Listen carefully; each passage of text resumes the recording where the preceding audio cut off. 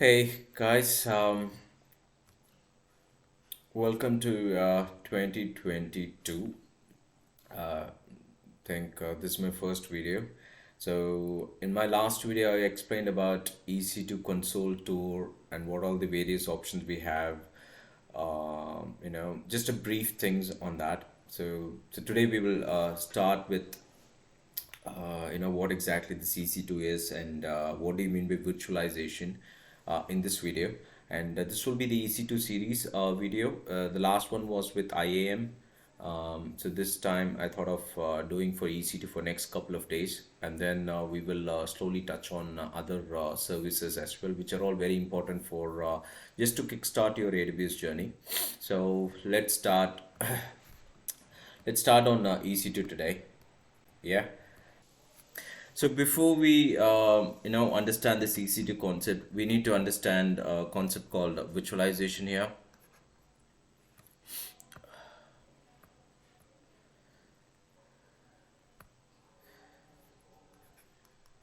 So virtualization. So what this virtualization? I mean, how the industry, how the server was behaving before the virtualization. That's what I just want to show it to you guys. Say for example, in our olden days, we have a server.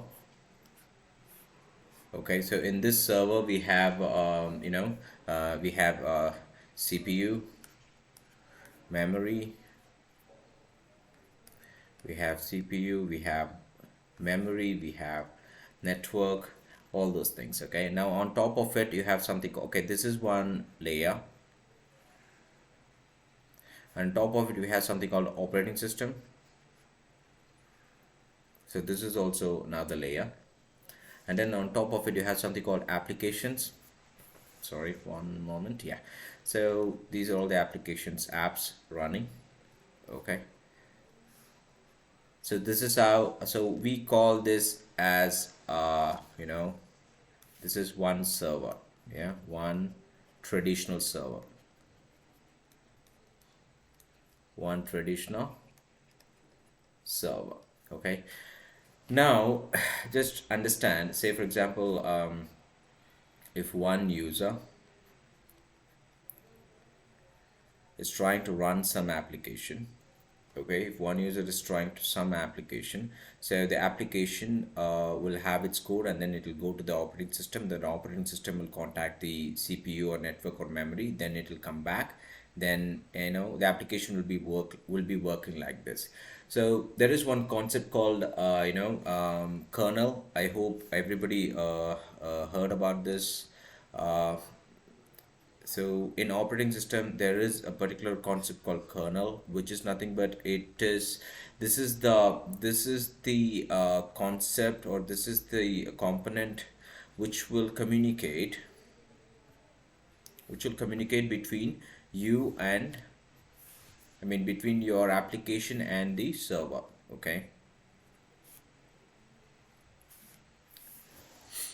so between your application and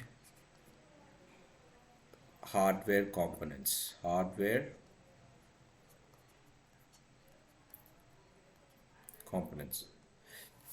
Say for example,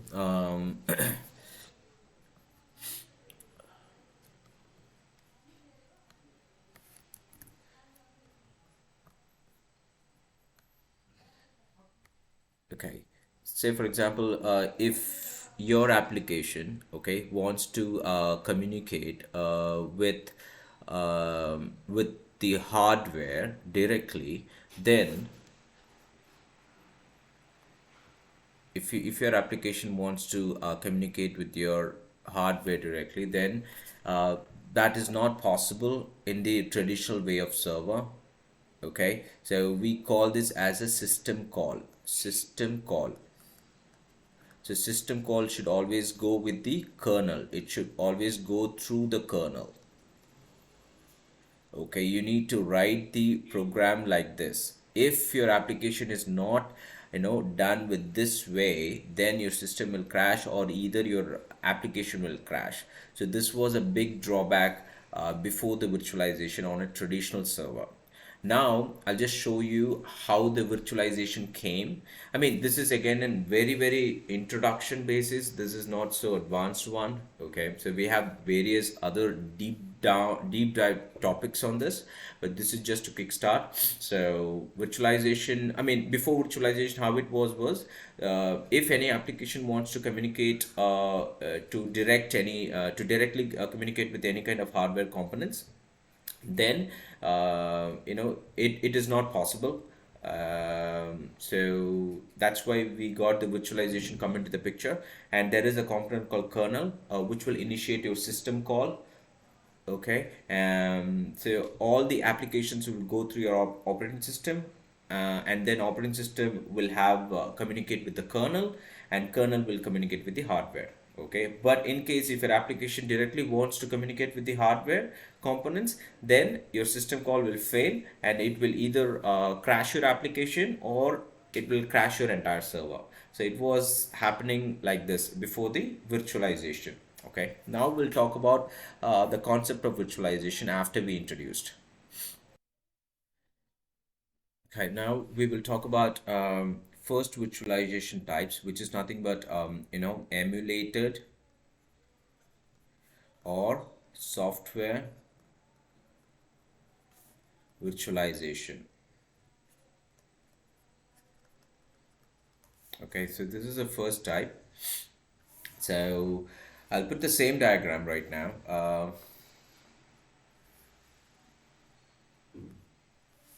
Okay, so this is the same server we have, and we have something called this is, for example, CPU and memory, and then we have something called network, and then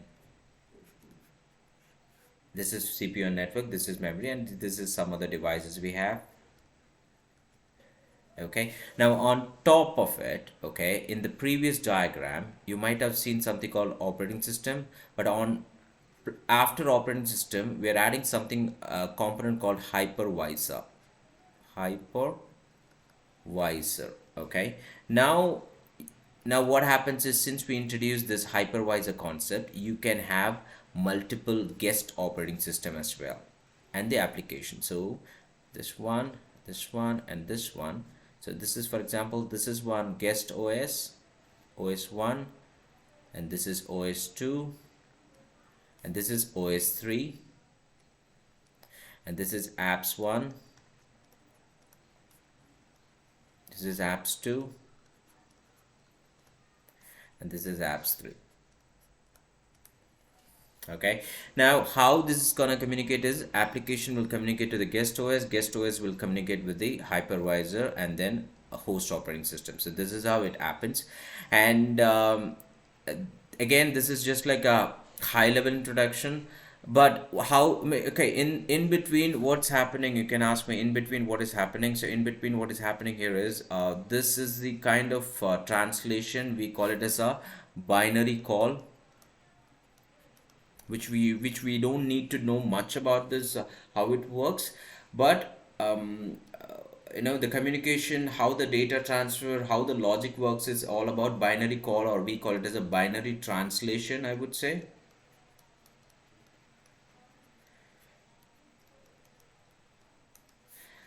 So that is how the software virtualization works. But the big disadvantage with this is, since it is only the software virtualization, the hardware right here, this one is no idea that my entire server is doing on virtualization. Okay, because this only the operating system, the host operating system knows that, okay, there is a component called hypervisor we have adopted, and we are just doing the guest things. Okay, but even though if you have a ram of, for example, if you have a ram of 16 GB ram, okay, the hardware, right, the hardware doesn't know that this is being virtualized. Okay, so it was a big disadvantage when the binary translation was happening. Okay, the guest operating system was running on one speed, and when it is transferring some data with the host, so there was a huge mismatch, and there was a performance issue. So you can understand, it was a performance issue with the emulator or software virtualization. Then we have introduced the second one, which is currently running, and we will see it right now in next few seconds. So that is hardware assisted virtualization. Okay, so let's go and jump into that. Okay, now we will talk about hardware virtualization, or in the industry they would be calling as like hardware assisted virtualization. Hardware assisted virtualization.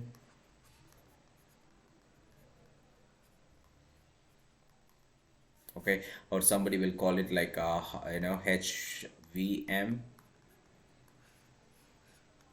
Okay, cool.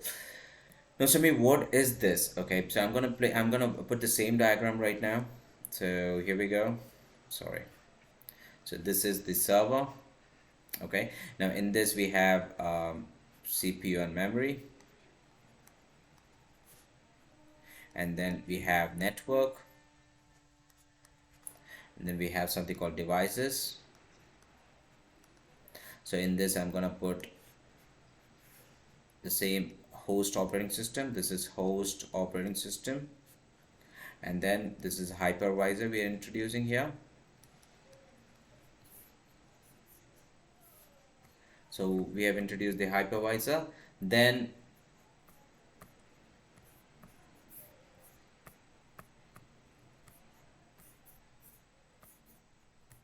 okay, we have introduced the hypervisor. Then you need to do the same thing what we have done, apps, and there is a OS1, and again apps, and this is OS2, and this is apps, and this is again OS3. Okay, now these are all, as you know, these are all virtual machines. Okay, and so how this is getting communicated here is we call this as like a hyper calls here, hyper calls. Okay, so till here you till here you may have understood that this is a kind of software virtualization we are getting here, that is still here. Okay, so from here to here this is like a software virtualization. Okay, now the big disadvantage is the hardware is not having any knowledge of whether my server is being you know hypervised or not, whether my server is being done with the virtualization concept or not. Okay, so what they have done here is, let me put the diagram one more time here. Okay, just to get the clear understanding.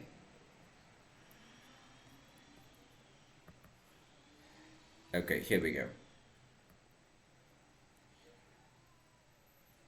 So you can say like software virtualization, or you can say like a para virtualization. Okay, there are two virtualizations. Let me tell you one more time. There are two virtualizations.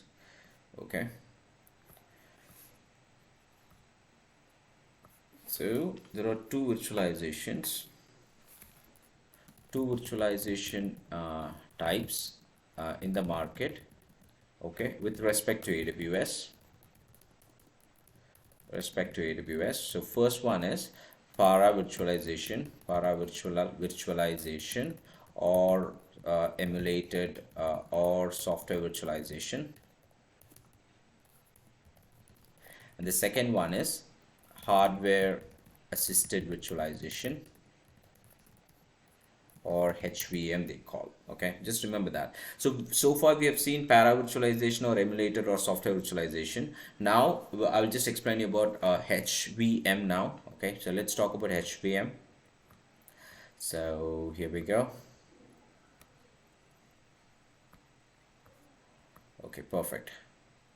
So now what HVM does is, so say for example you have a server, this is the server.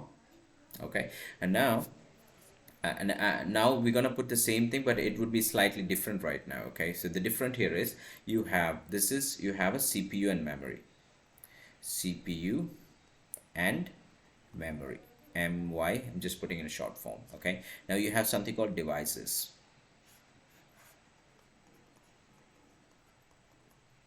Okay, now here, okay, here itself they are putting hypervisor, which is included with the hardware. Okay, hypervisor. And in the device, for example, say for example this is a network card. Okay, so this is a network card example. Say for example this is a network card. Okay, now what happens is between so between the server and the operating system, these two things is aware of the virtualization. It's aware of the virtualization. So since the entire hardware is aware, like, okay, it is being virtualized because there is a chip called hypervisor also. It is installed here in the board of the server. So because of that, the system is gonna perform really, really well. The boot level will be super when you compare with the para virtual things. Okay, so this is one advantage. Okay, so this network, what happens is, say for example, you have one applications and you have another applications here.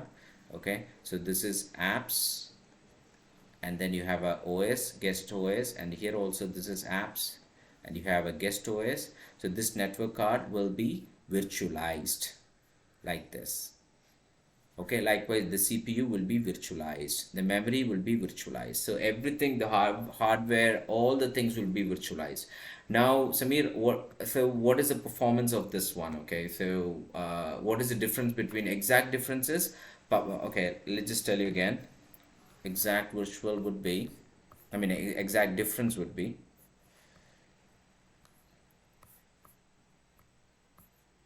just type it here.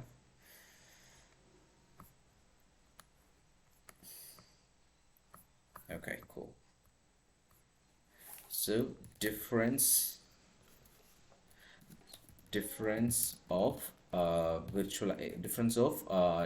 between PV and HVM, you can say. Okay, so the first one would be PV is software or emulated one. So two is HVM is hardware virtualization. Okay, this is one thing. So next one is PV would be like it is supported with old instance types in AWS. Okay, but no, but it's not supported. Just give me a minute. Yeah, it's not supported in new instance type generations. Remember that. Okay, so second one is HVM is supported in all the new generations. Okay, this is one thing. And it you know HVM, it mimics in the sense, it creates almost all the hardware device virtualizations.